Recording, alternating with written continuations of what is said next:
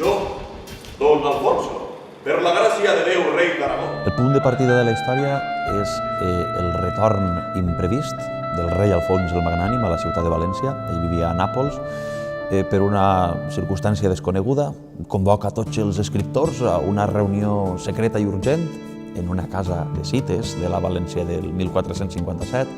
Es tracta d'un servei al rei de gran urgència. Un servei al rei de gran urgència. Costa firmo! I el rei ens ha elegit per arribar. És un misteri el que el rei porta i ningú sap què és el que passa i a què ve tanta urgència. El problema serà quan apareguen el papa de Roma i la reina Maria de Castella a la reunió i no estaven convidats. Quan no té leer. Tot el món coneix a Joanot Martorell i el Tirant lo Blanc, que Ausiàs Marc era un gran poeta, que n'hi ha un carrer que s'hi diu Jaume Roig, però molt poca gent sap qui varen ser de veritat aquestes persones i en què varen contribuir a la cultura. Aquest nom de cunyada a mi no m'acaba de convèncer. No pot ser millor.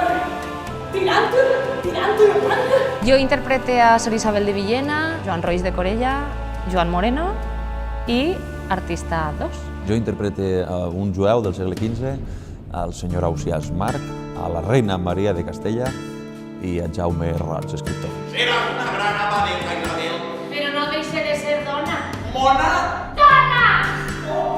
Un esclau negre, un escriptor borratxo, que és Bernat Fenollar, a Joanot Martorell, l'autor del Tirant lo Blanc, i al papa de Roma, Calix III. Santo Cristo Descansa. En total fem això, 15 personatges entre 3 actors. Ahora quiero hablar con mi marido.